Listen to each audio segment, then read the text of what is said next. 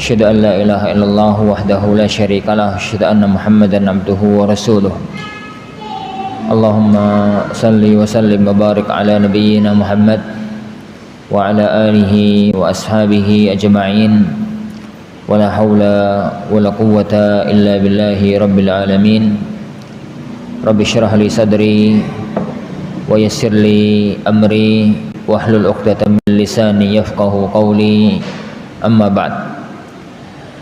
Jamaah kaum muslimin, jamaah kaum muslimah, akhwani wa akhwati fiddin, azanillahu wa iyyakum. Alhamdulillah, di siang yang berbarokah ini kita kembali bertemu di majelis kita. Sebenarnya majelis kita adalah majelis Umdatul Ahkam oleh Imam Abdul Ghani Al-Maqdisi. Tapi karena satu dua hal, dan yang jelas adalah karena liburan para santri, maka kajian Umdatul Ahkam kita hentikan sementara dan kita ganti dengan materi yang lainnya. Anda diminta sama Ustaz Harun untuk menyampaikan materi tentang fiqhut talaq, fikih perceraian. Meskipun Anda yakin gak akan selesai, tapi yang mampu untuk kita bahas, yang mampu untuk kita diskusikan bersama dengan singkat, gak terlalu mendalam, gak terlalu bertele-tele, gak terlalu terperinci pembahasannya, dengan waktu yang ada, waktu yang ada. Para jamaah yang dimuliakan Allah Subhanahu wa taala,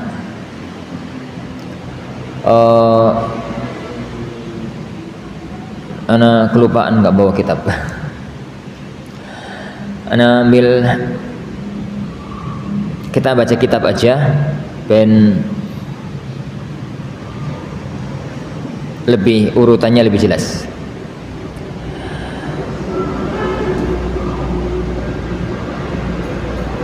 Kita baca salah satu kitab para ulama kita yang Allah berkahi, Manhaj As-Salikin, oleh Syekh Abdurrahman Ibnu Nasir As-Sa'di dalam kitab At-Talaq.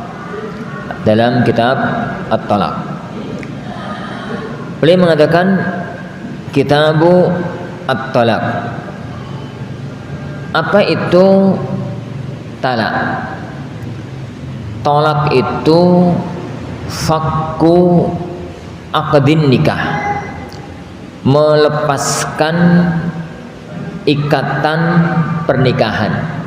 Jadi melepaskan ikatan pernikahan. Jadi kalau seorang wali sudah mengatakan kepada seorang laki-laki, angkah tuka, binti, misalkan saya nikahkan kamu dengan putriku, dengan adikku, dengan siapalah salah satu di antara perwaliannya, dengan mahar sekian, lalu sang suami mengatakan qabiltu, maka telah terjadi sebuah akad, telah terjadi sebuah kesepakatan antara seorang laki-laki, seorang wali dengan seorang suami. Akad itu namanya akad nikah. Lah, akad nikah itu para jamaah sekalian dalam kajian fikih adalah aqdun lazim. Sebuah akad, sebuah akad yang lazim, sebuah akad yang begitu terjadi langsung sah, tidak bisa dibatalkan. Tidak bisa dibatalkan. Beda dengan jual beli. Jual beli itu adalah aqdun jaiz. Istilah fikihnya itu aqdun jaiz. Satu transaksi meskipun sudah deal terjadi jual beli, tapi masih bisa dibatalkan kalau masih terpenuhi syaratnya. Contoh, masih dalam satu majelis, sehingga dalam hukum jual beli ada istilah khiyar majelis. Jadi ada istilah khiyar majelis. Tapi akad nikah nggak semacam itu. Pokoknya begitu sudah angkah tuka dan qabiltu, detik itu juga kedua laki-laki perempuan itu sudah menjadi suami istri, sudah menjadi suami istri. Makanya dalam keterangan para ulama kita diambil dari hadis-hadis yang sahih mengenai masalah itu, seandainya terjadi setelah angkah tuka qabiltu kok salah satu dari keduanya langsung wafat di tempat, seandainya terjadi gitu ya. Jadi ono wong lanang ku seneng karo wong wedok, pol pokok seneng. Dia itu merasa dirinya itu nggak layak untuk menikahi perempuan itu, ternyata nekat ngelamar kok diterima. Masya Allah, seweneng pol. Jadi nunggu hari-hari pernikahan, Allah sampaikanlah dia pada waktu pernikahan tersebut. Begitu bapaknya ngomong angkah tuka, lalu dia sudah ngomong qabiltu, ditanyakan kepada para saksi hadirin. Yang biasa kan ono toh pengulu niku pripun sah toh? Nggih sah. Begitu sah, bon sah. Saweneng mati. Jantungan terus mati. Dalam kondisi semacam ini ahwan, yo durung nate nopo-nopo, mungkin salaman nggih dereng, apalagi sampai jima langsung mati kok.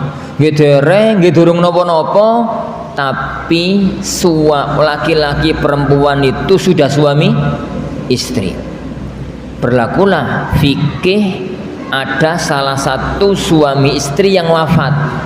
Kalau yang wafat suami berarti istrinya mewarisi tapi wajib menjalani masa iddah. Durung napa-napa Ustaz? Yo ben durung apa-apa dadi suami istri. Jadi lah akad nikah itu aqdun lazim yang begitu terjadi langsung sah. Itu tidak bisa dibatalkan, tidak bisa untuk dibatalkan kecuali dengan 4 hal. Maksudnya akad lain, transaksi lain, kesepakatan lain yang bisa membatalkan akad nikah itu 4 hal. Yang pertama tolak, yang kedua khulu', yang ketiga fasakh, yang keempat al-maut. Jadi ada 4 hal yang menjadikan akad nikah itu menjadi batal. Yang tadi saya katakan semacam itu, lah ada 4 hal yang menjadikan akad nikah itu menjadi batal. Yang pertama at-talaq. Tolak itu kalau sang suami yang punya inisiatif memisahkan ikatan pernikahan mereka. Jadi tolak itu dari suami. Yang kedua, tapi nek sing kepengin pisah, sing kepengin pegatan, sing kepengin gak terusno pernikahan iku sing wedok, sing lanang tetep kepengin tapi sing wedok gak geduga. Kepengin pisah dari suaminya. Lalu benar-benar diproses perpisahan, yang kepingin itu istrinya, maka itu fikihnya namanya fikih khulu'. Al-khulu'. Nah, itu yang kedua. Jadi nek kapan sing pengin niku sing lanang namanya tolak. Nek kapan sing pengin niku sing wedok jenenge khulu'. Yang ketiga, terjadi perpisahan antar keduanya. Sing lanang yo sangat seneng karo sing wedok yo tambah seneng karo sing lanang, tapi wajib dipisah karena salah satu masalah syar'i yang menyebabkan keduanya nggak bisa lanjut. Jadi pernikahan itu ternyata membentur masalah syariat yang mewajibkan harus dipisah, nggak bisa lanjut. Perpisahan jenis itu namanya faskhun nikah. Yang keempat mati. Yang keempat mati, si lanang mati, si wedok mati kan langsung bisa antara ini keduanya. Jadi langsung bisa antara ini keduanya. Lah, ini namanya model pisah suami istri. Jadi bentuk pisah suami istri. Pertanyaan saya sekarang, yang kita bahas yang mana nih? 1, 2, 3, 4. Ini ya, aku tadi awal sudah mengatakan nggak akan selesai ya, Wan. Sampai subuh tuh kabar. Ini ngaji fikih pisah suami istri itu, ana yakin sekarang kita ngambil kitab yang tipis kelas Minhajus Salikin sampai subuh tuh kabar. Ini. Karena pembahasannya terperinci panjang. Maka karena nggak mungkin selesai ya, Wan, kita pilih salah satu aja. Yang mana? Tuh 2, 3, 4. Yang tolak ya. Yang tolak, ya wis yang tolak. Yang tolak. Itu pun kita bahas global aja seiring dengan waktu yang ada. Jadi Anda katakan tadi ya, Wan, at-tolak itu adalah fakku atau halu aqdin nikah min qibali zauj gitu. Jadi yang namanya tolak itu adalah melepaskan ikatan pernikahan dari sisi sang suami, dari sisi jadi sang suami. Jadi yang punya inisiatif, yang punya kehendak, yang punya keinginan untuk pisah itu adalah suaminya. Para jamaah yang dimuliakan Allah Subhanahu wa taala. Apa hukum perceraian? Apa hukum tolak? Apa hukum tolak? Tolak itu bahasa Arab. Bahasa Indonesianya cerai. Bahasa Jawa pegat. Mana ya? Pegatan. Talak atau pegatan. Talak itu bahasa apa? Bahasa Indonesia ya? Talak bahasa Indonesia. Ini bahasa Arabnya tolak. Bahasa Indonesia talak, cerai. Bahasa Indonesia, bahasa Jawa pegatan. Ya. Pegatan. Ini. Ya wis lah, pokoknya ngono. Apa hukumnya? Hukum tolak itu ada dua sisi. Jadi hukum umum sama hukum personal. Hukum umum sama hukum personal. Hukum umum para jamaah yang dimuliakan Allah Subhanahu wa taala. Hukum umum itu kalau kita tinjau dari sisi keumuman. Yo, apa hukum makan kambing, daging kambing secara umum halal, tapi bagi 1-2 orang bisa haram loh. Jadi bagi orang yang kalau makan kambing langsung masuk rumah sakit. Bagi orang kaya itu makan kambing itu haram karena masuk dalam wala tulqu biaidikum ila tahluka, masuk dalam wala dharara wala dhirar. Jangan kamu jerumuskan dirimu dalam kebinasaan, jangan kalian itu berbuat yang memadorotkan. Jadi secara umum halal, tapi 1-2 orang bisa berbeda. Nah, tolak pun mirip, semua hukum agama itu begitu. Mirip-mirip. Jadi rata-rata hukum agama yang berkaitan dengan masalah fikih sosial dan hukum perceraian, hukum makanan, minuman, cerai, yani nikah, jual beli, semacam itu kan fikih-fikih sosial. Fikih-fikih sosial itu rata-rata kalau tanya hukumnya apa? Hukum umum atau hukum personal? Hukum umum begini, hukum personalnya kita lihat dulu kasusnya. Satu kasus per satu kasus. Hukum umumnya para ulama sepakat cerai itu terlarang. Para ulama sepakat cerai itu terlarang. Mereka hanya berselisih hukum umumnya itu, hukum asalnya cerai itu haram atau makruh. Tapi yang pasti terlarang. Tapi yang pasti terlarang. Kenapa? Karena banyak faktor, karena banyak hal. Yang pertama, cerai itu membatalkan sebuah akad nikah yang sangat dianjurkan oleh syariat. Nikah itu kan sangat ditekankan, sangat dianjurkan, sangat diperintahkan oleh syariat.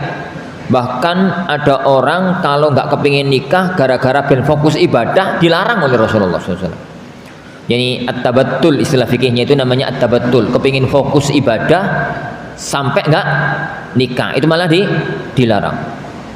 Jadi ikatan nikah itu ikatan yang Allah sebutkan dengan bahasa mitsaqan ghalidha, satu ikatan yang sangat besar.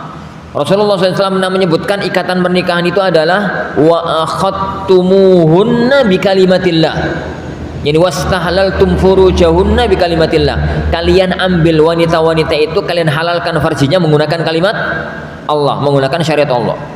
Ikatan nikah yang segede itu, yang semulia itu, yang seagung itu, yang sesakral itu dibatalkan oleh perceraian. Itu sebab yang pertama. Sebab yang kedua, perceraian itu sesuatu yang sangat dicintai oleh iblis, sebagaimana dalam Sahih Muslim. Jadi perceraian itu sesuatu yang sangat dicintai oleh iblis, sebagaimana dalam Sahih Muslim mana katakan tadi. Jadi dalam Sahih Muslim Rasulullah SAW menceritakan inna iblis wada'a arsyahu fawqal arsy fawqal ma'. Iblis itu sinten? Siapa iblis itu? Iblis itu adame jin. Nek menungso itu Adam, nek jin itu iblis. Jadi bedane menungso karo jin. Nek menungso itu salah satu pembeda nggih. Salah satu pembeda menungso karo jin, nek menungso iku semua menungso itu anak Nabi. Makanya nek ana menungso kurang ajar, iku kebangetan wong anak Nabi kok kurang ajar. Tapi semua jin itu anak iblis. Lah, nek ono jin kok api, wah iku jago, mergo anak iblis. Anak iblis kok api. Tapi ono nek ono menungso api, ya mestine harus begitu anak Nabi. Nek ono jin kok elek, ya lumrah wong anake iblis. Nek ana menungso elek kurang ajar iku. Wong anake Nabi kok elek. Tapi nek ana jin kok api itu super. Karena cikal bakalnya itu iblis. Cikal bakalnya itu iblis. Jadi iblis itu bukan makhluk ya. Makhluk itu jin. Lah, jin pertama kali yang Allah ciptakan dari api itu jenenge iblis. Kayak manusia pertama kali yang Allah ciptakan dari tanah yang Anda ceritakan di khutbah tadi itu jenenge Adam. Ngomong apa tadi kamu? Iya. Jadi kata Rasulullah SAW, inna iblis wada'a arsyahu fawqal ma'. Iblis itu pernah meletakkan singgasananya di atas air.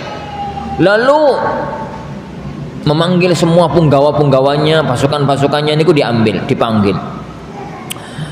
Diomongi, barang siapa di antara kalian yang mampu membuat satu perbuatan spektakuler, aku akan jadikan pasukan terdekat. Akhirnya mereka nyebar goda manusia spektakuler. Dalam istilah iblis kan berhasil menggelincirkan orang dari kebaikan. Ada yang lapor, wahai baginda, saya menggoda uang, asalnya wong apik dadi minum khamr. Minum khamr tok gak seru. Ngono. Ini. Iki lapor ini, kabeh laporan itu gak digubris.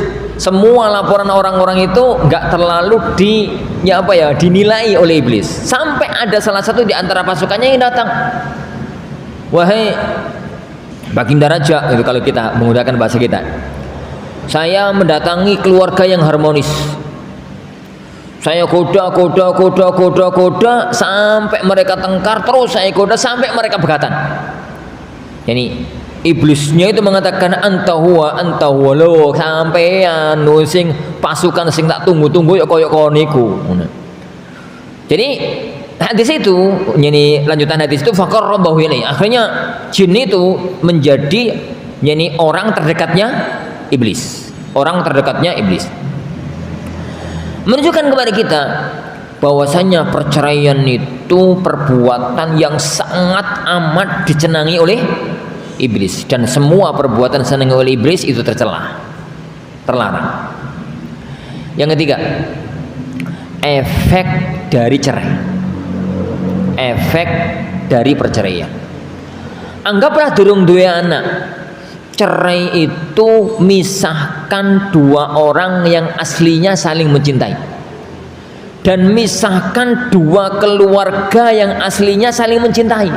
Kan nikah itu nggak cuma lanang wedok, tapi nikah itu adalah keluarga dengan keluarga besanan. Asalnya gak dulur, ya gak tonggo, ya gak opo, sekarang dari keluarga besanan akrab gitu. Tiba-tiba pisah dan memisahkan hubungan kekerabatan itu tercela. Apalagi nek duwe anak melok bapak gak kopen karo ibu anak melok ibu gak kopen karo bapak Yani melok bapake ngelok-ngelokno ibuke, melok ibuke ngelok-ngelokno bapake. Yani melok bapake, ojo marek-marek ibumu kok setan. Ngono ya. Marek ni ibuke, ojo parek-parek bapakmu koyo ulo. Anake kan mesakne yo, bapakku setan, ibuku ulo. Ini gak karuan. Ini gak karuan. Dan masih banyak faktor yang lain yang menyebabkan perceraian itu terlarang. Tapi gak sampai haram, dalam arti gak sampai haram. Dalam arti perceraian itu bisa dilakukan. Yani wong Allah Subhanahu wa taala mengatakan ya ayyuhan nabiyyu idza talaqtumun nisaa fatalliquhunna li'iddatihin. Kapan awakmu sampai megat wong wedok, megat istri, maka lakukan ini, lakukan itu. Baik. Itu kalau kita lihat dari hukum umum. Kalau kita lihat dari hukum personal, lihat kasus, satu kasus per satu kasus. Cerai itu bisa sampai level wajib. Kenapa? Hah? Kalau ternyata pernikahannya membawa keburukan agamanya,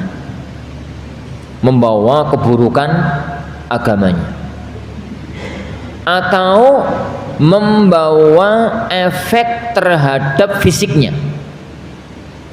Contoh, nikah, bernikah ternyata ketahuan kalau istrinya itu kena HIV. Meskipun ayune kaya Sri Kandi, wayu ngono ya, tapi terkena HIV. Orang terkena HIV itu belum tentu orang jelek ya. Belum tentu orang jahat. Bisa jadi faktor keturunan, bisa jadi apa gitu.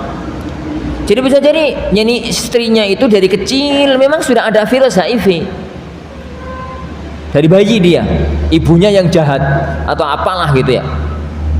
Kemudian dia ngaji dari akhwat. Jadi yo karena mau nikah sama akhwat mau diperiksa HIV barang ya ora lah. Ternyata istrinya ngaku nih kok ya sedurunge nikah ngono. Ngaku nih setelah nikah. Dalam kondisi itu ya akhwan wajib pisah. Kenapa? Karena kalau sampai kumpul suami istri, efeknya ketularan secara teori kesehatan. Ojo ngomong kok usah takdiri gak ketularan, yuk karepmu nek ngono. Ini secara teori kesehatan, orang yang kena HIV itu kemudian ada orang lain yang kumpul dengan dia itu ketularan. Dan itu terlarang karena la dharara wala dhirar. Tidak boleh berbuat sesuatu yang membahayakan dirinya. Wala tulqu bi aidikum ila at-tahluka. Jangan kamu jerumuskan diri kamu dalam kebinasaan. Orang itu dilarang untuk mendekati orang yang kena penyakit menular. Firra minal majdum firaraka minal asad, kata Rasulullah SAW. Larilah kamu dari orang yang punya penyakit lepra sebagaimana kamu lari dari apa? Singa. Yani karena penyakit itu bisa menular dengan izin Allah Subhanahu wa taala. Itu contoh kecil. Contoh yang paling penak, jadi contoh yang paling penak adalah kalau ternyata istrinya, kita akan bahas cerai ini, jadi nggak bahas istri, kita bahas suami yang menyeraikan istri. Ternyata istrinya itu jadi adalah seseorang yang agamanya bermasalah. Kalau dalam bahasa para ulama yang mengatakan orang yang meninggalkan sholat itu kafir, itu para ulama-ulama Hanabilah. Orang-orang yang mengatakan bahwasanya orang yang tidak sholat itu kafir, ya berarti ternyata istri nggak sholat wajib diceraikan karena masalah syar'i atau masalah fisik. Yang kedua ya Huan, cerai itu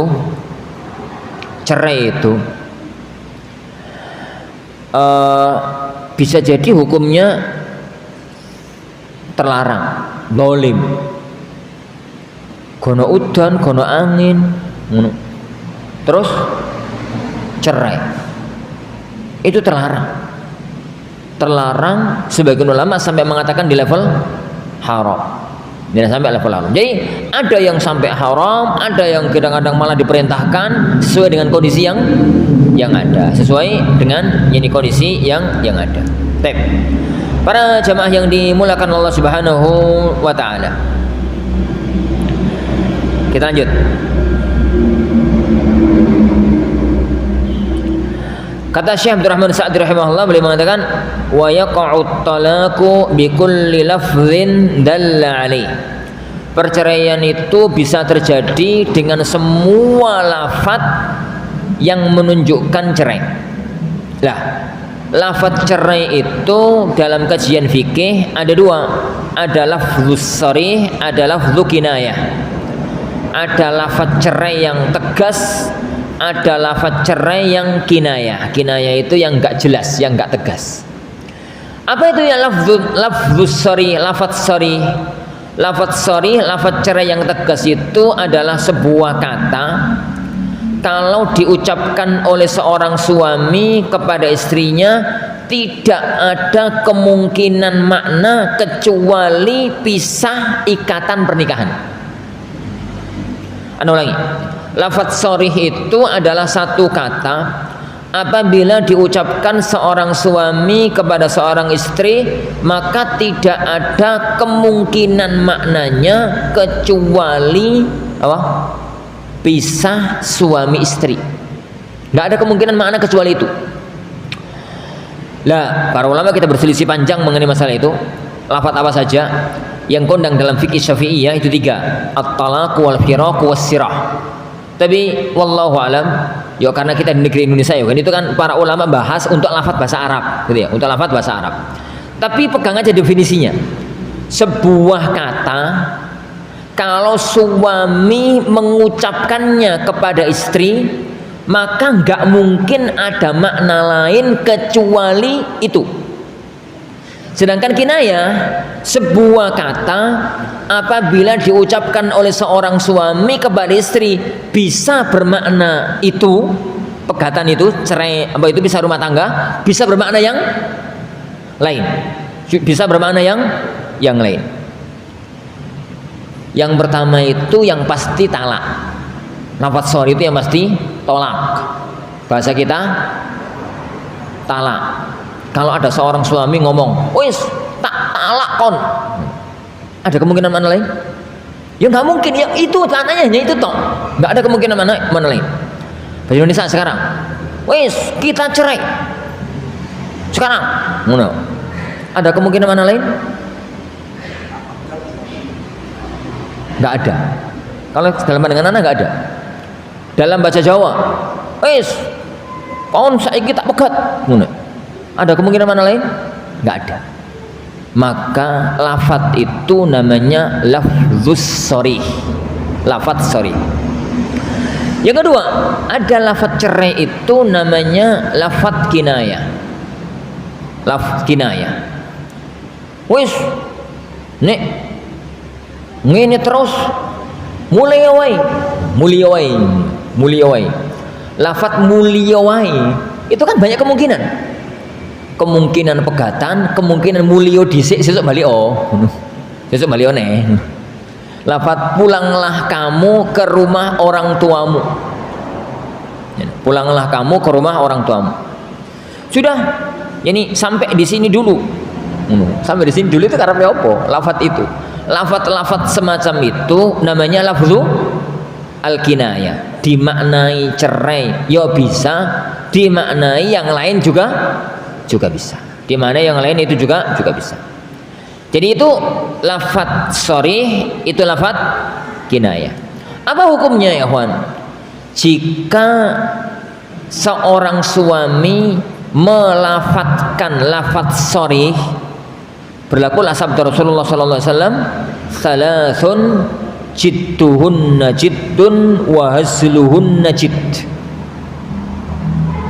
Ada 3 masalah, ada 3 hal dek gawe tenanan dadine tenanan, dek gawe guyon dadine tenanan. Jadi salasun, ada 3 perkara. Jidduhunna jiddun, jidd itu tenanan. 3 perkara ini diniati sungguhan, diniati tenanan, yuk jadine tenanan. Wa hazluhunna jidd, dibuat hasil itu guyonan. Jadi antara omongan dengan atine bedo. Itu misalnya yani yo guyonan. Ini guyonan. Itu dadine sungguhan. Kata Rasulullah SAW, an-nikahu wat-talaqu wal-'itaq. Nikah, talak, pemerdekaan budak. Pemerdekaan budak nggak ada sekarang ya. Jadi tinggal dua, nikah, talak. Gambarannya gimana ya, Wan?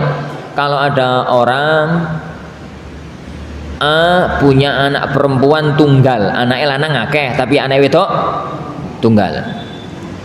Dia itu ngomong sama temennya, "Ai, kamu tak nikahkan putriku." Lalu saudaranya itu mengatakan, "Yo, tak terima." Baru koyo ngakak karo-karo nih. Apakah pernikahan itu sah? Sah, dan keduanya sudah jadi suami istri. Ini keduanya sudah jadi suami istri. Meskipun yang ngomong nikahkan iku gak tenanan, gono niat nikahkan, yang ngomong qabil tu yo gak tenanan. Tapi itu nikah yang hazluhunna jid. Gawe guyonan dadine tenanan. Ini apa meneh tenanan. Apa meneh nek tenanan. Makane nikahan itu ora usah ribet. Kadang-kadang Pak Pengulu ku ribet kok. Ngene gak sah, ngono gak sah. Ini lafate kudu ngene, lafate kudu ngono karepe piye. Makanya ini karo Pak KUA yang ngedepi kami di Al-Furqan itu mau wanut pokoknya wis, mau wanut karo wong Al-Furqan itu. Ini menikahkan ngono ya. Pripun Ustaz? Kan kita di sampingnya ya kadang-kadang ngene. Pripun? Sah Pak? Oh nggih, sah. Wis mau anut kok. Padahal itu kalau di tempat lain yakin nggak sah. Ini itu kurang ulang itu. Tapi kata, "Mun sah." Oh nggih, sah. Wah enak bagi tadi KUA saya itu. Kalau sah-sah. Sah-sah. Lah wong ribet kok. Kurang cepat suruh ngulangi. Yani antara angkah tukar dengan qabiltunya gak podo suruh ngulangi. Yani wong nikah itu loh, "Mas, tak nikah anakku kok." Nggih, ngono sah. Nggih, ngono sah. Ngeribet ya harus angkah tukar. Yani qabiltu nikahaha wa tazwijaha. Nek tazwijaha disebut kurang ngulangi piye-piyean ngono. Ribet. Jadi jangankan sungguhan ya Wan, wong hasilnya saja dadi, apalagi sungguhan. Rasulullah mengatakan, yani salasun jidduhunna jid wa haziluhunna jid. Tiga perkara digawe tenanan yok tenanan, gawe guyonan dadi tenanan. Yang kedua tolak. Ono wong lanang ngono ya, bojone itu payu tapi tambah ayu, nek kapan nangis ngono to mau itu, ini kapan nangis tambah ayu, nek kapan nangis iku tambah ayu. Wah akhirnya digudi karo sing lanang, "Dik, sampeyan tak pegat." Ngono. Sing wedok ku jeborit nangis, gono angin, gono udan, kemudian dipegat. Pernah bojone nangis jerit-jerit ngono ku sing lanang kuyu ngakak. Kok uyon ngono ya. Kuyon. Jatuh nikah, jatuh talak, jatuh. Ngerti hukumnya jatuh, ganti sing lanang sing nangis. Ganti sing lanang jerit-jerit nangis. Ruwet ya hukum pernikahan itu. Ini orang nikah gak ngerti fikih tolak itu ruwet. Fikih tolak itu ruwet. Ada ikhwan itu ke rumah. Jadi anak fatwakan sudah jatuh talak 3. Sudah lupakan istrimu. Kasus antum sudah jatuh talak 3. Ya. Nangis di ngarepku, lanang nangis wingi lapo ngono. Nah, kemarin kenapa? Kasus antum sudah jatuh talak 3 dan sudah bisa dimaafkan. Antum malah nggak percaya? Datangi semua asatidzah yang keilmuannya mapan dalam masalah fikih pernikahan. Ojo asatidzah sembarangan. Yang keilmuannya mapan dalam fikih pernikahan, jawabannya nggak akan bergeser di jawaban anak. Jadi ya masalah semacam itu. Baik. Itu namanya lafaz apa ya Wan? Sorry, itu namanya lafaz sorry. Jadi pekat apa itu? Yang kedua, ada pun lafaz kinayah. Lafaz kinayah itu tergantung niat suami saat mengucapkan itu. Tergantung niat suami saat mengucapkan itu. Nek tatkala dia ngomong kepada istrinya, "Pulanglah kamu ke rumah orang tuamu," niate pegatan, ya jatuh cerai.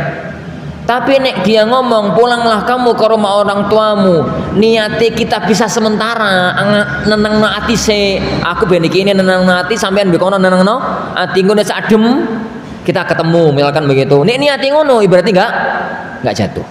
Tergantung niat suami.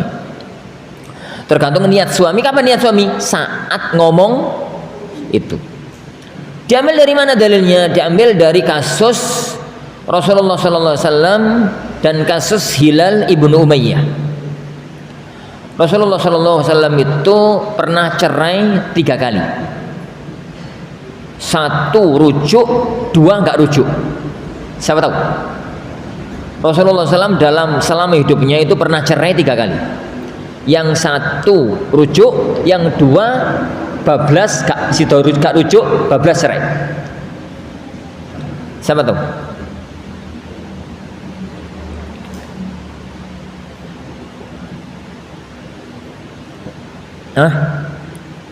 Cerai yang gak rujuk itu dengan 2 wanita. 1 terkenal dengan istilah Muawwidzah. Yang kedua, Muawwidzah itu seorang wanita Ibnatul Jaun namanya, dinikahi oleh Rasulullah SAW. Malam pertama dia itu ngomong sama Rasulullah, a'udzubillahi minka, aku berlindung kepada Allah dari engkau. Itu ya ora beres itu. Rasulullah SAW yuk kepiye ngono, dia kan seorang nabi, seorang rasul, mosok ada orang mengatakan di hadapan beliau a'udzubillahi minka. Maka Rasulullah mengatakan laqad u'ti bi azim ilhaqi bi ahlik, kamu telah berlindung dengan perkara yang besar, sudahlah pulanglah kamu ke rumah orang tuamu. Dan itu adalah cerainya beliau. Itu cerai yang pertama. Cerai yang kedua, tatkala Rasulullah SAW itu ditipu dalam tanda kutip. Jadi Rasulullah SAW itu ngelamar seorang wanita, lalu terjadilah pernikahan. Di malam pertama ternyata kedapatan setelah dibuka bajunya itu, wanita istrinya itu di bagian lempeng tubuhnya sini ada bayad, ada penyakit baros. Ngerti penyakit baros? Apa tuh ya penyakit baros itu ya? Bukan kusta. Kalau kusta itu kan nyerang ujung. Ini baros itu penyakit menyerang kulit, warnanya putih piye ya? Putih jijikkan ngono lho. Boleh pokoknya ngono. Dan itu kalau ada seorang wanita yang begitu ya, pertama dia harus mengobati diri ke dokter, karena itu penyakit diobati. Yang kedua, kalau ada yang lamar ngomong. Ini itu dalam fikih pernikahan namanya al-uyubu bin nikah. Aib dalam pernikahan itu fikihnya bagaimana? Jadi begitu ternyata ada penyakit yang menjijikkan semacam itu, maka Rasulullah SAW memerintahkan kepada istrinya untuk memakai bajunya kembali, itu diantar pulang. Jadi kemudian Rasulullah mengatakan kepada mertuanya, laqad dalastum alayya, kau niku nipu aku, sampai niku nipu aku. Kemudian diceraikan oleh Rasulullah SAW. Itu 2 kali cerai. Yang ketiga, Rasulullah SAW itu pernah gegeran karo Hafsah, putrinya Umar. Hafsah itu kan anaknya Umar, wedok tapi karakternya kaya Umar. Wedok tapi karakternya kaya Umar. Ngerti sampai Umar? Sikunuku. Dan itu ditiru oleh anak perempuannya. Jadi Abdullah bin Umar itu karakternya niru ibu Hafsah itu karakternya niru bapak Jadi wedok tapi yuk kaya Umar, wedok tapi kaya Umar. Kaya Umar. Karakter itu niru bapak Makanya tatkala Hafsah menjanda, itu kan Umar ku mikir gitu, sopo sing mau nikahi putriku. Tatkala itu Hafsah masih umur 17 tahun. Ingat ya, tatkala Hafsah menjanda karena suaminya meninggal dunia di perang Uhud, itu Hafsah umur 17 tahun. 17 tahun kok janda, Ustaz? Iya, 17 tahun itu nek durung nikah di negeri Arab itu perawan tua. Indonesia yo isek durung oleh nikah. Isek ning pengadilan. Umur berapa sekarang nikah? 20 ya? 19? Sembulah. Jadi orang-orang Arab di zaman Rasulullah SAW nikah itu umur 13, 14 gitu. Ini 17 durung nikah wis perawan tua. Jadi Hafsah itu masih umur 17 tahun, ya masih cantik-cantiknya orang, masih muda-mudanya orang. Tapi Umar itu ngerti banget putrinya itu kayak apa. Butuh seorang Hafsah itu butuh seorang laki-laki yang lembut tapi diwedeni karo Hafsah. Laki-laki yang dia Hafsah itu menghormati dia tapi karakternya lembut. Nih panas karo panas ketemu wapi. Ini tukaran terus ngono ya. Dan Umar hanya menemukan itu di dua sosok. Satu Abu Bakar, dua Utsman. Akhirnya beliau datang Abu Bakar, "Mas, ini kau ono putriku boh, ini kau ono putriku." Jadi Abu Bakar itu mengatakan, "Koyoke aku gak kepingin nikah." Koyo aku gak kepingin nikah. Abu Bakar itu Umar itu kecewa, kongkon ngkai putriku ora gelem. Atine itu jaluk tulung ngono ora gelem. Sampeyan ngono ya nggih ngono. Kak tapian wedi karo bojone. Kemudian beliau datangi Utsman. Dia mengatakan, "Dik, ngono kan lebih muda toh. Nikah ngono putriku po." Utsman juga enggak ngiyani. Ya gak nolak, ditinggal nguyur tambah lewor atine. Ya tambah lewor atine, Umar itu lewor atine.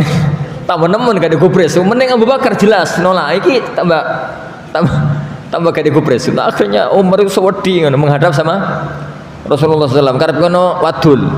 Karep ngono curhat kepada Rasulullah SAW. Kemudian Rasulullah mengatakan, "Wis ora usah sedih. Abu Bakar itu Abu Bakar. Utsman akan menikah dengan laki-laki, dengan wanita yang lebih bagus daripada Hafsah. Sedangkan Hafsah akan dinikahi oleh seorang laki-laki yang lebih bagus daripada Abu Bakar dan Utsman." Jadi Umar peneng pol dengan ucapan Rasulullah itu. Siapa orang yang lebih bagus daripada Abu Bakar kalau bukan Rasulullah sendiri? Tapi Rasulullah kan yo masa terus terang. Yo wis terus terang sih ngono. Tapi sudah bisa ditangkap arah pembicaraannya kemana.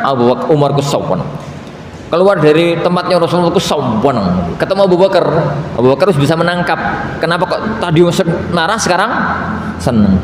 Jadi Umar, tadi itu aku sebenarnya itu mau nikahi putrimu, tapi aku itu mendengar Rasulullah SAW ngomong-ngomong Hafsah. Lah wong lanang ngomong rondo arep apa meneh? Wong lanang ngomongi rondo arep apa meneh gitu. Jadi maka aku tunggu kalau memang Rasulullah nggak nikahi putrimu, aku yang akan nikahi. Ternyata kemudian dinikahi oleh Rasulullah SAW. Tapi ya Wan, rumah tangga itu nik durung nikah statusnya kan umat karo nabi ini. Hafsah karo Rasulullah itu kan kalau belum nikah statusnya kan umat karo nabi ini. Nik wis bar nikah kan statusnya bojo.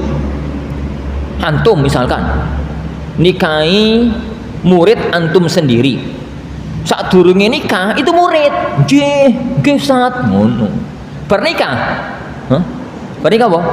Bojo beda urusan. Pernikah itu bojo beda urusan.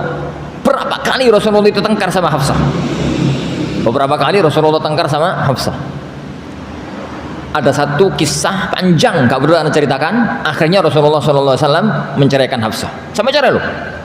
Sampai cerai. Padahal mentuani itu sahabat dekatnya beliau SAW.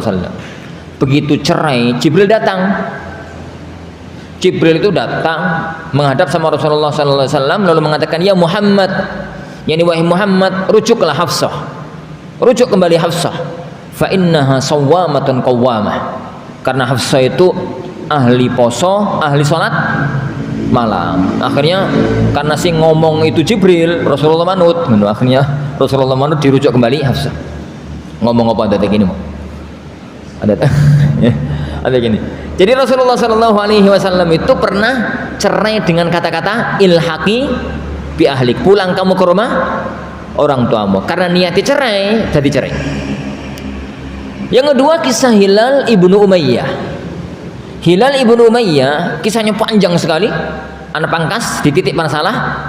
pernah ngomong sama istrinya, ilhaqni bi ahlik, pulang kamu ke rumah orang tuamu, tapi nggak cerai. Antum ingat nama Hilal ibnu Umayyah itu siapa? Hah? Hilal ibnu Umayyah itu salah satu orang yang nggak ikut perang Tabuk. Yani Ka'ab ibnu Malik, Marar ibnu Rabi, Hilal ibnu Umayyah. Salah satu di antara mereka yang nggak ikut perang Tabuk itu kan dihukum oleh Rasulullah SAW, tidak boleh diajak ngomong oleh siapapun. Salam gak dijawab, yani gono wong nyalami, takon gak dijawab gitu ya. Sampai 40 hari. Di hari ke-40 mereka dipanggil oleh Rasulullah SAW, diperintahkan untuk pisah dengan istrinya. Mereka mengatakan, ya Rasulullah, utallikuha am kaif? Aku ceraikan atau bagaimana? Rasulullah mengatakan jangan diceraikan, tapi kamu harus pisah, maksudnya pisah sementara gitu. Maka kemudian dia mengatakan kepada istrinya, "Isdi ilhaqi bi ahlika", sampai mulia sampai Allah menyelesaikan urusan ini. Lafadznya sama, beda niat, beda hukum. Lafadznya kan sama-sama ilhaqi bi ahlik. Rasulullah niatnya cerai, jatuh cerai. Hilal ibnu Umayyah niatnya enggak cerai, enggak jatuh cerai. Lah, itu landasan namanya lafzul kinayah. Lafaz yani kinayah. Ini namanya lafaz kinayah. Lah, lafaz kinayah ini para jamaah yang dimulakan oleh Allah. Ingat ya. Niat itu bukan niat tatkala ditanya hakim loh ya. Niat itu niat tatkala ngomong perkara tersebut. Dan yang tahu niat itu hanya Anda dan Allah Subhanahu wa taala. Bisa jadi tatkala antum itu gegeran sama istri, kemudian menghadap salah satu asatidzah, kemudian ngomong, kenapa tuh ukhti? Ustadznya itu, ini Ustadz saya sudah cerai tapi katanya nggak cerai. Lafadznya kayak apa? Misalkan Ustadznya ngomong, lafadznya kayak apa? Nyuruh saya pulang ke rumah orang tua, dikembalikan saya ke rumah orang tua. Taib, akhi, begitu tak lafadznya? Kejadiannya begitu. Ustaz, kenapa kok begitu? Pas marah Ustaz, misalkan itu. Lafadznya apa? Yo kayak tadi yang disampaikan istri, pulanglah kamu ke rumah orang tuamu. Taib, perhatikan fikirnya. Sudah, kalau begitu apa niat antum saat ngomong itu? Ini, saat ngomong itu apa niat antum? Niat itu ustadznya nggak ngerti, istrinya nggak ngerti, niat itu urusan batin. Kalau saat dia ngomong itu niatnya cerai, tapi tatkala di hadapan hakim, di hadapan ustadznya dia ngomong, saya niatnya nggak cerai Ustaz, niatnya ya kepingin anteng sih ngono. Bener niatnya begitu ya, nggak Ustaz. Maka hukumnya ya sudah, kalian belum bisa, nggak perlu rujuk karena belum terjadi cerai. Hukum itu berlaku secara zahir. Adapun kalau ternyata sang suami bohong, maka di hadapan Allah jima setelah itu dihukumi zina. Kenapa? Ini kenapa? Kan sudah bukan istrinya. Kalau ternyata rujuk itu setelah iddah. Tapi kalau sebelum iddah, sebelum masa iddah, ya berarti masalahnya lain. Jadi hati-hati ya, jadi ingat, dalam memahami agama kita itu bermuamalah dengan Allah, tidak bermuamalah dengan orang lain. Kalau urusan karo polisi ini sembujui, iki masalah fikih, masalah agama, kita itu bermuamalah dengan Allah Subhanahu wa taala. Baik. Itu kalau kita lihat dari sisi apa? Cerai. Kalau kita lihat dari sisi lafaz perceraian. Makanya aneh itu kadang-kadang paling pening kalau dengan fikih ini bagi orang yang ngerti ini wis tahu pegatan ping 17. Ini mbah-mbah pernah datang, kayaknya umurnya di atas 50-60. Kayaknya baru pertama kali dia itu mendengar ada fikih kinayah sharih gitu. Dia kemudian, Ustaz, saya ini laki-laki temperamen Ustaz dulu pada waktu masih muda. Lah bentukaran karo bojo niku mesti megat. Pegatane pripun, Pak? Ya pegatan Ustaz, wis pegat, mau tak pegat. Tapi oleh sedina apian malih Ustaz. Tukaran meneh ngoten malih. Lafate nggih ngoten niku. Ping pinten Pak ngoten niku? Mboten kehitung Ustaz. Mboten kehitung pokoke bentukaran. Kira-kira ping pinten Pak? Ping 50 wonten luweh. Ngono. Luweh. Pripun Ustaz? Kula sakniki pun mbah-mbah nggih istri kula nggih tetep istri kula. Pun rukun wis padha tuane. Mbiyen pas enom wis tukaran ae saiki wis tuwa nggih padha rukune. Aku pening kan bakas ngono ku. Dihukumi pegatan kok saiki wis rukun, dihukumi gak pegatan kok. Ini kok Allah kok wis ping 50 padahal aturane ping 3. Akhirnya anak pakai jurus melarikan diri. Pakai jurus melarikan diri. Mbah, ini masalah pengadilan. Jenengan tanglete teng hakim nggih. Oh enak gue jawabane. Bebas tanggung jawab. Secara fikih ya ikhwan, harus dikatakan, Mbak, jenengan wis gak suami istri harus pisah. Lah wong wis pegatan ping 50. Tapi gak niat pegatan, niatnya ya ngono mau, tapi lafadznya itu loh.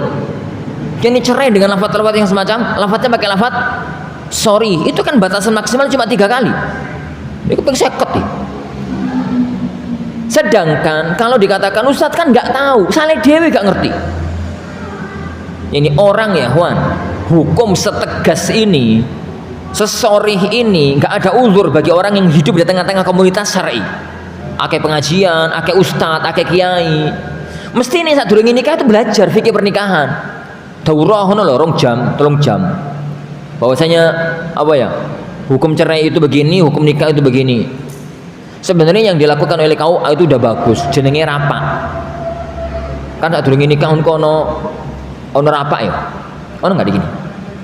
Dipertemukan suami istri ke KUA, dikandani. Tapi embun apa yang dikandani itu? Jadi seorang yang mau nikah itu wajib ngerti fikih perceraian. Biar nggak terjadi hal yang kayak kasus saya macam ini semacam tadi. Nah, ditinjau dari sisi yang lainnya para jamaah yang dimulakan Allah Subhanahu Wa Taala, cerai itu ditinjau dari waktu terjadinya. Cerai itu ada 2. Ada tolak tanjis, ada tolak ta'liq. Ada tolak tanjis, ada tolak ta'liq.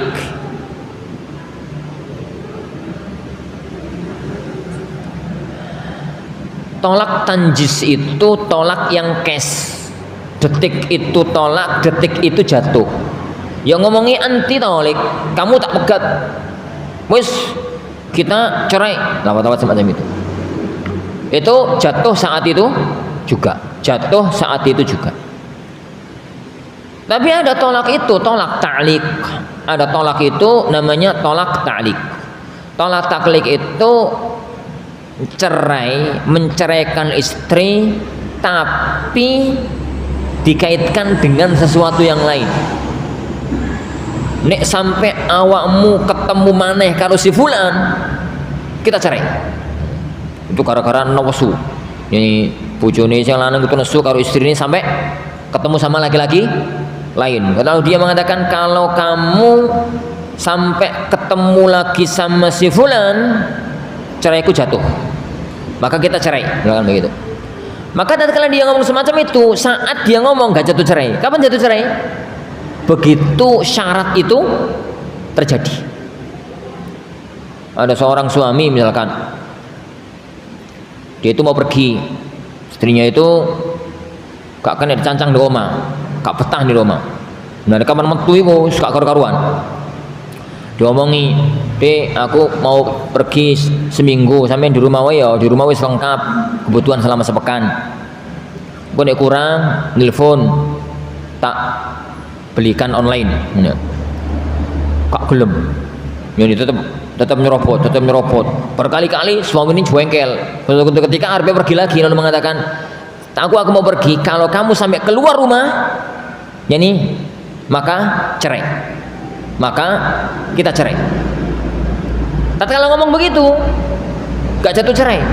Suaminya pergi. Sesuk bojone gak betah. Terus metu oma. Begitu dia keluar rumah, detik itu juga jatuh. Detik itu juga jatuh. Lah, tolak itu namanya tolak ta'liq. Tolak semacam itu namanya tolak ta'liq. Talak yang dikaitkan dengan peristiwa tertentu. Talak yang dikaitkan dengan peristiwa tertentu. Anak pernah ditanya pertanyaan lucu. Aneh pertanyaan itu. Ustaz, ada seorang suami yang mengatakan, nanti kalau hari raya Idul Fitri talak aku jatuh, aku yang goyuk. Opo bukannya antara Idul Fitri karo talak? Idul Fitri wae seneng-seneng malah talak. Ya boyo opo ben pantes ngono. Jadi dia itu gegerane Ramadan. Kasusnya itu kan gegerane Ramadan. Jadi pikirane Ramadan pegatan gak pantes. Ramadan pegatan gak pantes. Dia itu menceraikan istrinya dengan lafaz tadi. Pegatan dijatuhkan detik itu di tengah-tengah Ramadan, tapi dikaitkan dengan datangnya Idul Fitri. Kalau datang Idul Fitri, kalau nanti Idul Fitri, kita cerai. Kayaknya peristiwa itu masih awal-awal Ramadan nih. Awal-awal Ramadan. Di tengah jalan, di tanggal 20, di tanggal 25 Ramadan, nyesel sing lanang. Nyesel kepingin mencabut omongane. Ini kepingin mencabut omongane. Ini. Bingung toh. Oh nih, tanya anak-anak katakan, Mas, akhi, cerai itu ini bukan jual beli yang bisa dibatalkan. Cerai yang sudah antum jatuhkan di awal Ramadan itu akan jatuh tanpa bisa dihindari nanti Idul Fitri. Anak nyesel Ustaz sekarang, karepmu nyesel. Pokoknya Idul Fitri akan jatuh. Gak bisa dicabut, nyabutnya piye wis kowe kudu metu. Talak itu akan jatuh, Idul Fitri nanti akan jatuh. Setelah itu silahkan antum rujuk. Karena yang jatuh itu cerai satu. Idul Fitri tahun depan lagi, ya ora lah. Idul Fitri kita ngono. Lah mesakne ya tahun depan cerai, tahun depannya bubaran ngono. Ya mboten cerai sekali itu tak sekali. Talak taklik itu jatuhnya sekali. Sekali terus bubar, selesai. Kalau ditalak taklik lagi jatuh lagi sekali. Ini jatuhnya itu ini sekali. Ini semacam itu. Kisah talak itu ya ngeri-ngeri ya. Dari ketidaktahuan. Ada seorang laki-laki itu mau pergi keluar dari rumah, wanti-wanti sama istrinya jangan sampai keluar rumah. Kemudian dia ngomong, istrinya itu ada di ruang tamu, di ruang tengah gitu, dia itu ada di luar. Dek, aku mau pergi, jangan keluar rumah. Kalau sampai keluar rumah, jadi kita cerai. Sing itu gak terlalu jelas ngomong opo gitu. Kok ono kata-kata cerai kok ngomong opo? Suaminya sudah kandung di luar rumah, istrinya nyusul keluar. Istrinya nyusul keluar. Karepe takon, "Mas, opo mau?" Ngono ya. Ya wis. Ya wis. Soalnya dewe. Wallah ya ikhwan, laki-laki kok mudah mengeluarkan kata-kata cerai, itu pengecut. Itu laki-laki yang lemah. Laki-laki yang tidak punya qawamah, tidak punya kekuatan, tidak punya wibawa. Wibawa itu yang ngancam cerai. Cerai itu tidak boleh keluar dari mulut laki-laki kecuali dengan pertimbangan yang amat sangat ketat. Tukaran no. Ya tukaran tuh gak seru rumah tangga itu. Yo kudu ono tukaran nih. Jadi tengkar silahkan, tapi jangan keluarkan kata-kata cerai. Mau sorry mau kinayah. Sekecuali setelah dengan pertimbangan yang amat sangat ketat. Lah lanang jadi orang laki-laki kemudian dinasihati gak digubris, nyeneni gak digubris, ngomongi gak digubris, ngono ya senjatai kamu gak nurut tak cerai. Itu laki-laki lemah. Laki-laki lemah, laki-laki yang tidak punya kekuatan, laki-laki yang tidak punya kekuatan diri di dalam dia itu memahami masalah-masalah syariat. Nah, jadi itu namanya. Ada satu masalah. Tapi bagaimana dengan yang ada di buku-buku nikah itu, Ustaz? yang ada di buku-buku nikah. Sighot, aku gak ngerti ya. Di buku-buku nikah itu kan ada di bagian belakang itu namanya sighot ta'liq. Itu biasanya Pak KUA itu nyuruh baca lafadznya kalau nggak salah,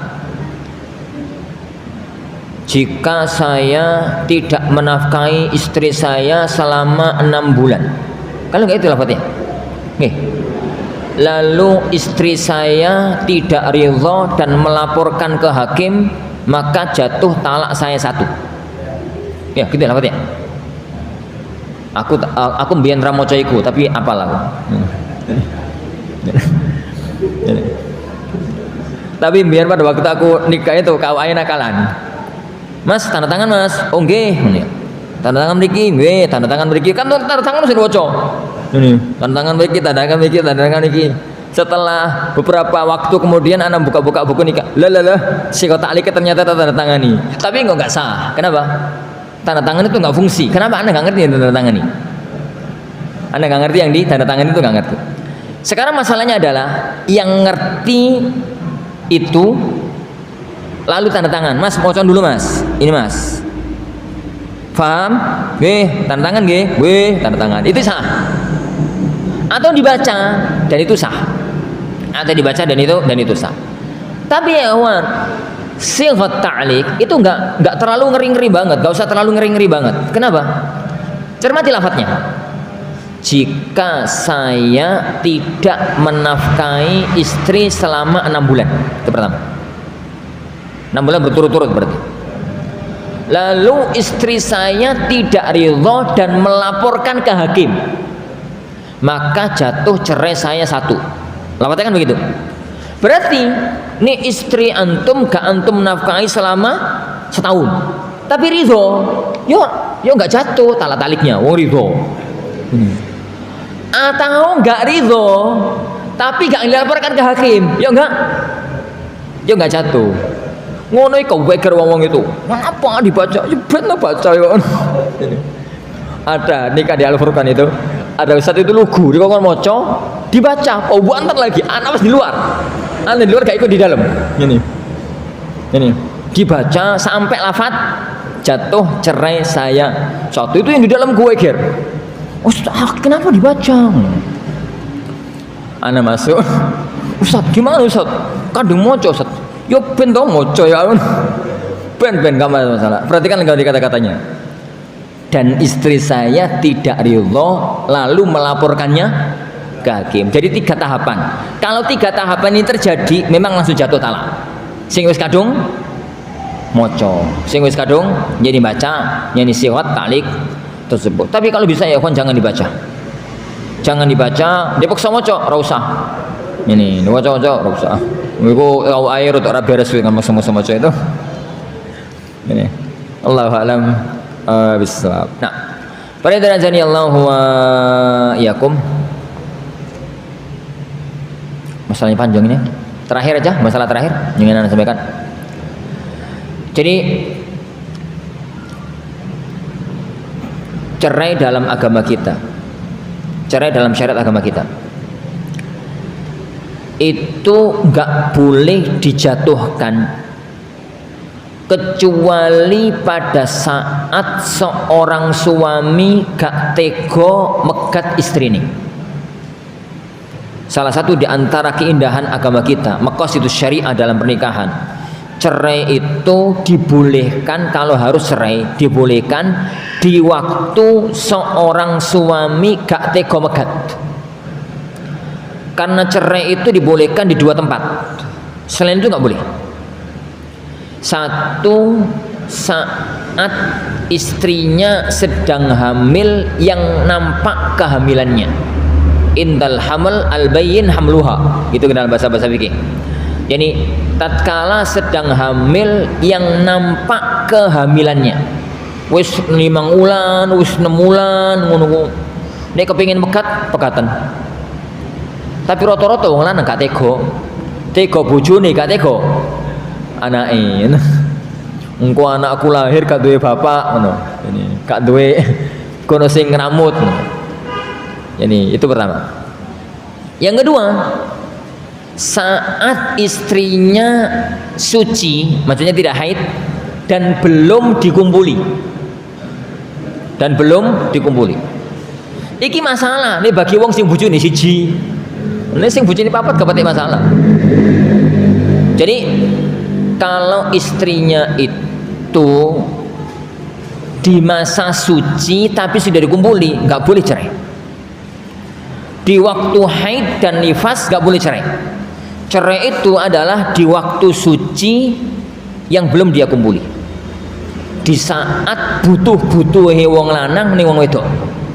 Saat itu boleh cerai. Kenapa kok Islam itu menjadikan waktu cerai itu di waktu itu? Agar kalau benar-benar cerai itu berarti sudah pertimbangan yang sangat matang. Pertimbangan yang sangat-sangat matang. Makanya anak sering mengatakan, kalau sampai ada laki-laki kemudian dia nyeraikan istrinya, lah kok nyesel, salai dewi. Karena tidak ada seorang laki-laki yang dia itu cerai dengan istrinya dengan aturan syariat terus nyesel, gak ada. Ini kalau dibahas panjang karena pembahasannya itu adalah proses sebelum cerai. Proses sebelum cerai itu namanya fikih tanazu', fikih syiqaq, fikih nusyuz, fikih tatkala, fikih gegeran rumah tangga. Kapan-kapan ngono gawe judul fikih gegeran rumah tangga. Ini bagaimana syariat kita nangani suami istri gegeran sampai terjadi cerai. Itu kondisinya sangat pelik, sangat rumit. Kalau sampai terjadi cerai, yakin kalau ngikuti aturan syariat tidak akan pernah menyesal. Yang sampai terjadi penyesalan itu adalah kalau jadi kemudian tidak mengikuti aturan syariat. Tapi pada zaman sekalian Allah Ta'ala, tapi kalau ada orang cerai di luar dua waktu itu, hukumnya dosa. Hukumnya dosa, tapi tetap jatuh. Tetap jatuh. Salah dewi, tetap jatuh. Jadi cerainya itu jadi tetap jatuh.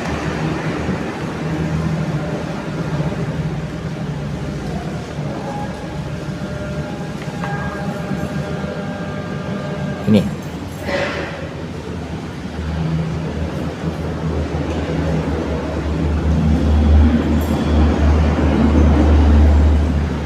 tapi insyaallah subhanahu wa ta'ala para jamaah yang dimulakan Allah subhanahu wa ta'ala yang bisa kita pelajari beberapa masalah. Jadi belum tuntas permasalahan yang ada sebagaimana anak katakan tadi, tapi secara umum jadi begitu fikih perceraian.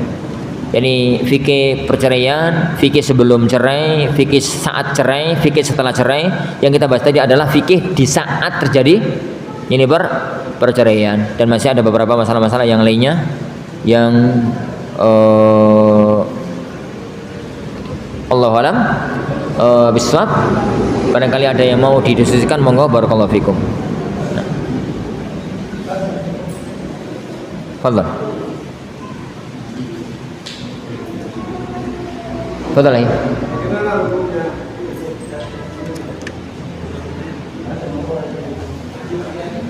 Bagaimana hukumnya seorang istri yang mengatakan kepada suaminya, kamu haram menyentuh saya? Insyaallah. Itu yang perempuan sakti itu.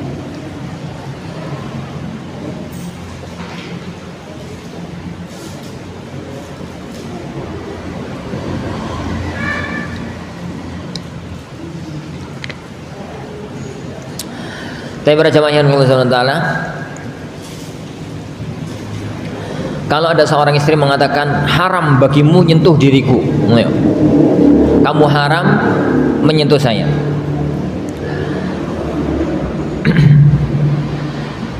fikih at-tahrim itu dalam fikih namanya fikih at-tahrim. Fikih seorang mengatakan kepada pasangannya, yani anti aliyya haram, bagiku kamu itu haram. Pertama, fikih itu fikih laki-laki. Fikih itu fikih laki-laki. masuk dalam jajaran fikih perceraian. Tapi panjang, karena pertanyaannya bukan di situ.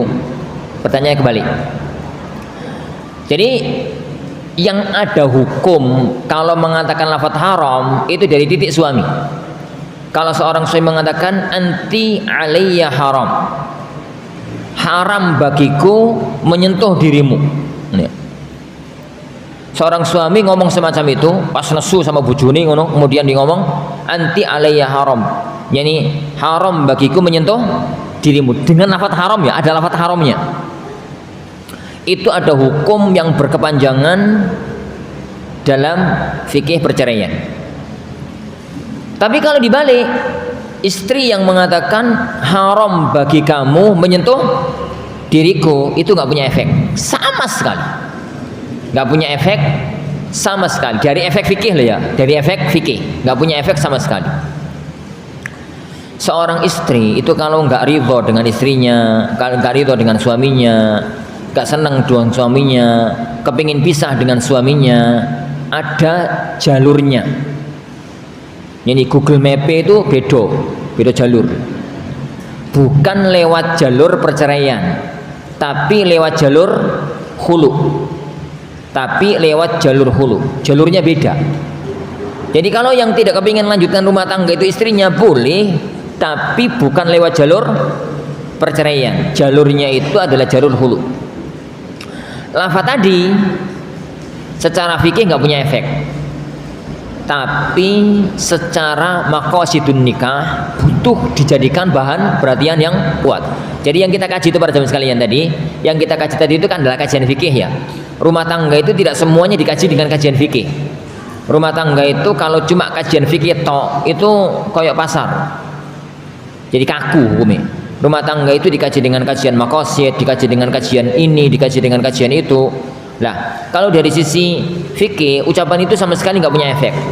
Yang jadi masalah adalah lafaz itu menunjukkan istri antum berada pada titik yang rawan terhadap diri anda, butuh ditangani secara serius. Bagaimana agar rumah tangga itu bisa kembali berjalan normal. Afwan Ustaz, bagaimana tafsir firman Allah at-talaqu marratan? Firman Allah Subhanahu wa taala at-talaqu marratan itu adalah tolak itu 2 kali, tolak yang masih bisa rujuk. Yani talak yang masih bisa rujuk itu 2 kali. Adapun kalau talak yang ketiga sudah tidak bisa rujuk. Yani maka Allah Subhanahu wa taala mengatakan setelah ayat at-talaqu marratan itu Allah mengatakan fa in talaqaha fala tahillu lahu min ba'du hatta tankiha zaujan ghairah. Kalau kemudian cerai lagi, maksudnya cerai yang ketiga, maka tidak halal bagi sang suami untuk istrinya tidak halal lagi kepada dia sampai dia nikah dengan laki-laki yang lainnya. Wallahu a'lam. Bagaimana pandangan syariat tentang praktek pernikahan di dalam drama atau sinetron? Pernikahan dalam drama dan sinetron nggak punya efek hukum syariat, Ustaz aneh mon sampeyan kita ngomong azluhunna jid, kok tiba-tiba ngomong drama nggak punya efek? Iyo, karena si dikawin no gak anake. Nah, si dikawin itu anak itu. Jadi yang dikawinkan itu kan artis lain. Dadi perani dadi anake. Ini tak nikahkan kamu dengan putriku fulan, padahal gak anake. Tapi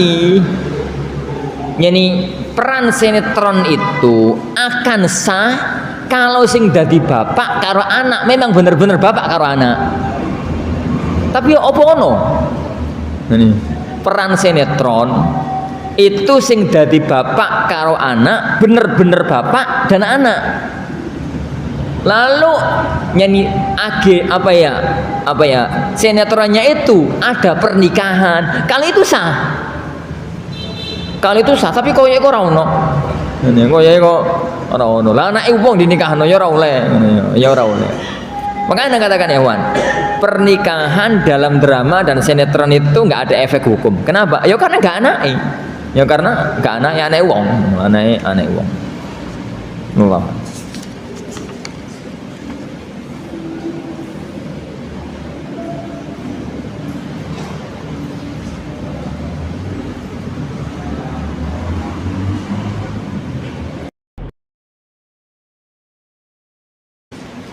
Yani istri itu memadorotkan agama antum dan tidak bisa diluruskan. Jadi benar-benar memadorotkan,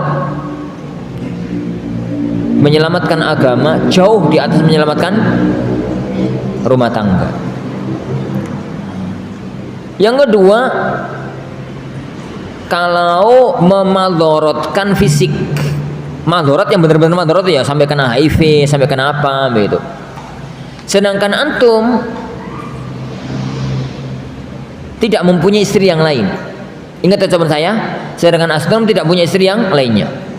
Kalau misalkan gambarannya antum itu punya istri yang solihah, yani hafizah, pinter, tapi ada virus HIV, itu bisa saja terjadi karena dia itu dari kecil kena HIV.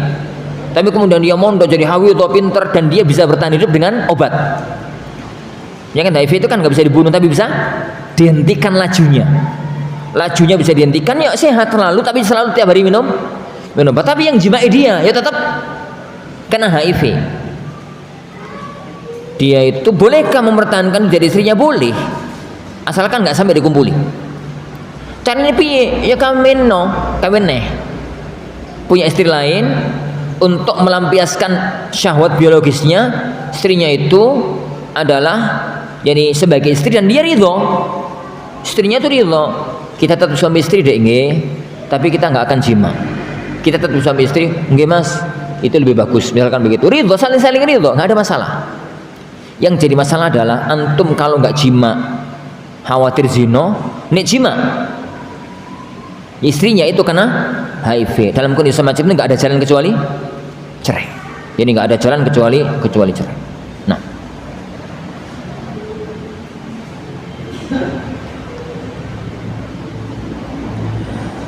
terjadi talak secara sharih dari suami lalu di pengadilan diputus talak setelah 3 bulan. Kapan masa iddah wanita itu dimulai? Sejak suami mengatakan cerai, bukan sejak putusan pengadilan. Putusan pengadilan itu hanya untuk dapat selembar kertas jenenge, yakni surat cerai. Tapi hukum syariat dimulai sejak lafaz diucapkan oleh sang suami. Karena pengadilan itu perkara baru. Di zaman Rasulullah SAW, cerai itu nggak butuh pengadilan, nikah nggak butuh KUA. Jadi nikah itu nggak butuh KUA, wakaf itu nggak butuh BPN. Di zaman beliau SAW, kalau ada orang punya tanah, dia ngomong kepada takmir masjid, Pak, tanahku tak wakafkan ke masjid. Detik itu juga tanah itu sudah bukan milik sampean, meskipun yani sertifikatnya belum dipindah nama. Jika kemudian 2 tahun kemudian gegeran sampean karo takmire, kemudian gak situ dibalik nama, maka itu berarti ngambil haknya masjid dengan tolib. Sertifikat itu atas nama aku, Ustaz. Apa hubungan sertifikat dengan wakaf? Wakaf itu tatkala Anda mengucapkan wakaf. Urusan BPN itu urusan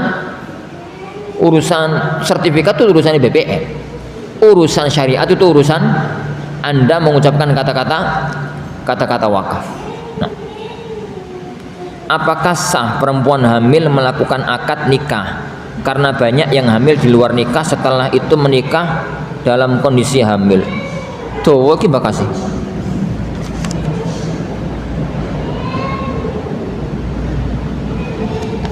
Setelah terjadi perceraian, tanggung jawab nafkah dan biaya hidup lainnya anak-anaknya itu tanggung jawab siapa? Setelah cerai, yang cerai itu suami istri. Bapak karo anak gak tahu pegatan. Ora ta? Bapak karo anak pegatan. Iku mbiyen bapakku saiki gak. Wis pegatan. Lho kok mbiyen anakku saiki wis gak, wis pegatan. Sing pegatan itu suami istri. Bapak sama anak itu gak pernah pegatan. Makanya kalau ada seorang suami cerai dengan istrinya, punya anak kecil, anaknya otomatis di bawah sang istri, maka dengan istrinya sudah lepas tanggung jawab karena bukan istrinya, tapi anaknya pok kasih nafkah, wajib itu. Kalau gak dikasih nafkah zalim orang tuanya. Nah, yang sang bapaknya zalim. Kenapa? Anaknya sampean dhewe gak dikasih nafkah. Kan digawa bojone Ustaz. Digawa bojone itu karena ibuke. Yang digawa bojoku Ustaz, mantan bojoku karena ibuke, tapi anak itu anaknya sampean. Dan yang punya kewajiban memberi nafkah itu bapak. Ini bapak. Tapi nanti ibuke mangan Ustaz. Yo karep ibuke. Ini. Tapi yang wajib dikasih nafkah itu adalah anaknya. Jadi anak satu kebutuhannya sebulan itu misalkan berapa? Satu orang mangan wong siji itu loh piro? Anggaplah mangan wong siji iku sedina piro? Beras sak liter, entek ya? Ora. Ya wis anggaplah cukupe kanggo SPP ini, kanggo kebutuhan ngene-ngene. Anggaplah misalkan 1 juta. Cukup wong siji? Ora cukup ya? 1 juta wis 1 juta. Maka setiap bulan antum itu wajib memberikan kepada dia 1 juta. Ini. Adapun nek ibu yang ngomong 1 juta gak cukup, kamu sampean pangan pisan kok, aku ngekei anakku kok ngene. Aku tuh ngekei anakku, sampean entekno pisan ya mesti gak cukup. Jadi semacam itu. Tidak ada kata-kata pisah. Ini tidak ada kata-kata pisah. Bila tanggung jawab di atas adalah tanggung jawab suami atau ayahnya, maka bila ia tidak menunaikannya, apakah boleh dilaporkan anak atau istri kepada pihak yang berwenang agar bisa ditunaikan? Pengadilan ngurusi ngono enggak? Melaporkan kaya ngono ku kira-kira diurusi enggak karo polisi? Ini Pak Polisi, Pak Wahib. Ini. Diurusi enggak karo polisi, Pak? Ono wong hamil, ono wong kekatan, kemudian anaknya gak dikasih nafkah, ngono ku dilaporna karo polisi. Ngono ku kira-kira diurus enggak karo polisi? Enggak ada ya. Ya pinternya enggak ada laporan. Enggak ada. Iya, secara fikih boleh. Secara fikih istri mewakili sang anak atau anak itu boleh ngelapor. Jadi ke qadhi, ke hukum fikih boleh. Masalahnya di negeri kita, kalau polisi ini ditanggapi apa ora? Jadi terus engkau memproses koyo ngono kok bayari piro? Wis gak duwe dhuwit kok bayar pisan. Repot malah. Ini repot malah.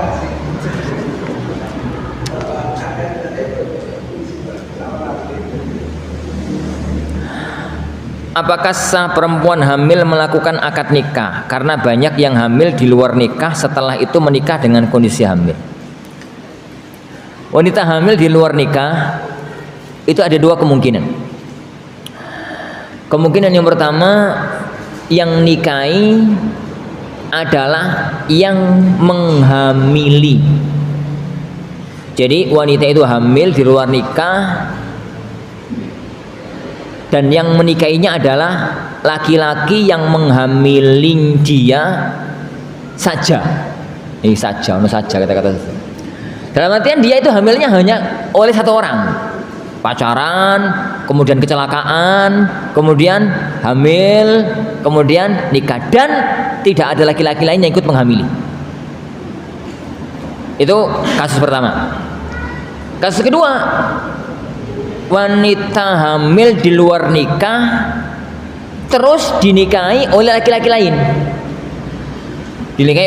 lain, atau dinikahi oleh salah satu dari laki-laki yang menzinainya. Jadi sing zina dengan dia itu rame-rame terus meteng, terus salah satu di antara mereka menikahinya. Untuk fikih yang pertama sah.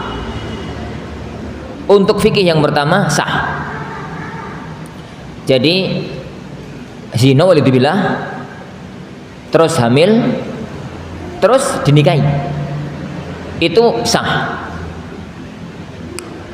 Itu dulu yang pernah dikatakan oleh Abdullah bin Abbas radhiyallahu an. Beliau mengatakan awwaluhu sifah wa akhiruhu nikah. Kasus ini diawali dengan zina, ditutup dengan pernikahan.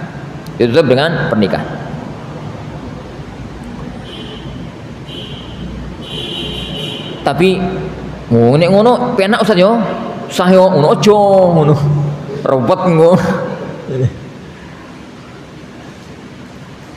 Karena kekhawatiran terjadi yang semacam itu, makanya sebagian ulama mengatakan nggak boleh.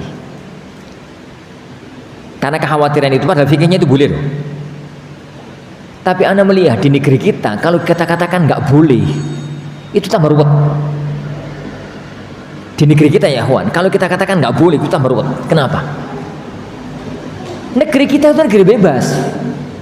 Sing ngaji ku lho wong pira? Sing ngerti hukum itu lho wong pira? Rata-rata naudzubillah.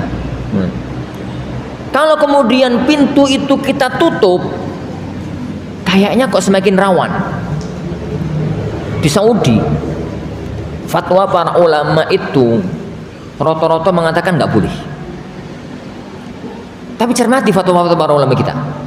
Mereka tatkala mengatakan nggak boleh, itu kalau fatwa-fatwa khusus boleh loh. Fatwa am nggak boleh karena khawatir yang terjadi tadi. Tapi kalau fatwa khusus boleh. Adapun yang kedua ya Juan, yang kedua kalau hamil terus yang nikahi orang lain itu yang nggak boleh. Itu yang nggak boleh. Kenapa? Kata Rasulullah SAW, la yaskir rajulu zar'a ghairihi. Dalam Sahih Muslim, la yaskir rajulu zar'a ghairihi. Tidak boleh ada orang laki-laki yang ngairi tanamannya wong. Berarti gak boleh nyirami tandurannya wong Ustaz. Ini tanduran khusus macam ini. Tanduran di weteng.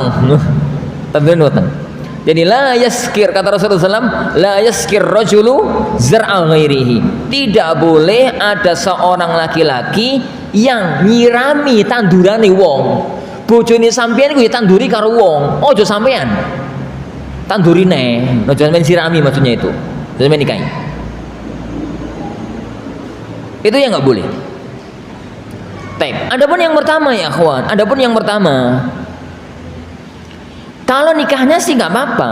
Yang jadi masalah itu anak syar'i ataukah anak zina? Anak itu anak syar'i ataukah anak zina? Fikihnya dua. Tatkala nikah itu sudah yatabayyanul hamal amla. Tatkala nikah itu apakah sudah nampak hamilnya atau belum? Wis ketok hamil mentung ngono ki nikah. Kalau tatkala nikah itu sudah nampak hamilnya, nikah sah tapi anaknya tetap anak zina. Karena dipastikan anak itu sudah ada sebelum apa? Sebelum akad. Jadi anak zina. Tapi kalau nikahnya itu belum yatabayyanul hamil, nikahnya itu belum nampak hamilnya, tapi indikasi ke arah sana ada. Yuk headnya terlambat, yani tiba-tiba ku peningan, gampang pening, ngidam. Lah head terlambat kan belum tentu hamil, pening kan belum tentu hamil, kepingin sesuatu kan belum tentu hamil. Tapi indikasi itu kan ada. Langsung kilat singkat ngono yo. 1 hari kemudian, 2 hari kemudian akad. Apa status anaknya? Anaknya nanti dilihat lahirnya kapan. Anaknya dilihat lahirnya kapan. Dari akad nikah. Kalau anaknya itu lahir pasca 6 bulan dari akad nikah dan hidup, anak syar'i. Tapi kalau lahir kurang dari 6 bulan dan hidup, anak zina. Anak zina. Kenapa? Minimal usia kehamilan itu 6 bulan. Di bawah itu maka gak mungkin lahir hidup, mesti prematur. Mesti prematur. Apa Ustaz dalile Ustaz? Aneh-aneh sampeanku. Yo ora aneh. Jadi usia kehamilan minimal itu 6 bulan. Normalnya hamil itu 9 bulan, tapi usia minimal 6 bulan. Di bawah itu nggak bisa. Perhatikan firman Allah Subhanahu wa taala, "Wa hamluhu wa fisaluhu 30 syahra." Usia hamil sampai nyapih itu 30 bulan. wa hamluhu, ibu hamil, wa fisaluhu, sampai nyapih itu salasuna syahra, 30 bulan. Kita gandengkan dengan firman Allah Subhanahu wa taala bahwa usia menyusui itu 2 tahun. Wal walidatu yurdi'na auladahunna haulaini kamilain. Usia nyusui itu 2 tahun. 30 bulan dikurangi 2 tahun sama dengan 6 bulan. Nyusuinya 2 tahun berarti 6 bulan nih hamil. Dari situ para ulama kita sepakat bahwa usia minimal hamil itu 6 bulan. Kalau ada bayi lahir sebelum 6 bulan dan hidup, ingat ucapan saya, dan hidup ya, nggak lahir prematur, dan hidup, maka dipastikan sebelum nikah janin itu sudah ada, meskipun gak ono tanda-tanda opo-opo plus.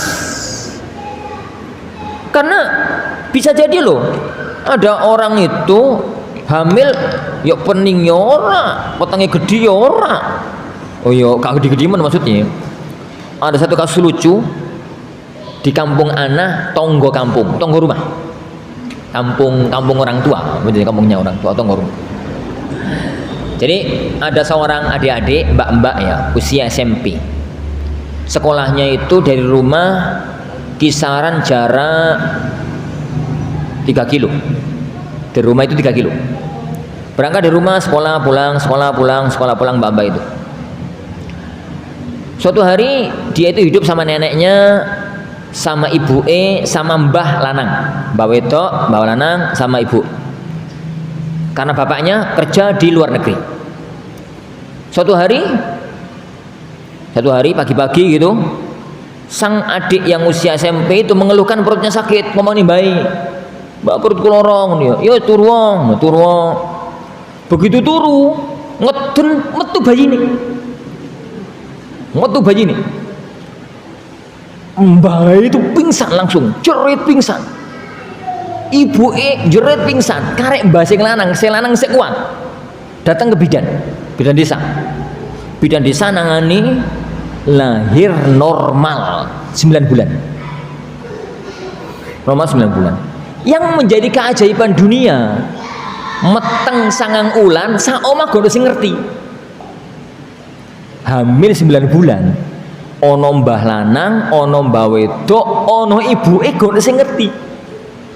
Ngeluh sakit, dikira sakit biasa, ngeden metu bayi ini. Itu kasus umpan yang bin ajab, tapi fakta. Ini kisah nyata, anak tidak buat cerita.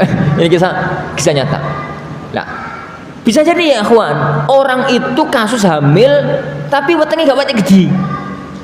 Wetenge itu gak wetenge gede. Meskipun gak ada tanda-tanda kehamilan, kalau ada orang nikah kemudian sebelum 6 bulan kok bayi lahir sehat, bayi lahir hidup, dipastikan anak itu anak zina. Karena berarti bayi itu sudah ada sebelum akad nikah, akad nikah. Wallahu a'lam. Insyaallah subhanahu wa ta'ala ini yang kita pelajari, ini mudah-mudahan ada barokah dan manfaatnya. Kita akhiri majelis kita. Subhanakallahumma wa bihamdika, asyhadu an la ilaha illa anta, astaghfiruka wa atubu ilaik.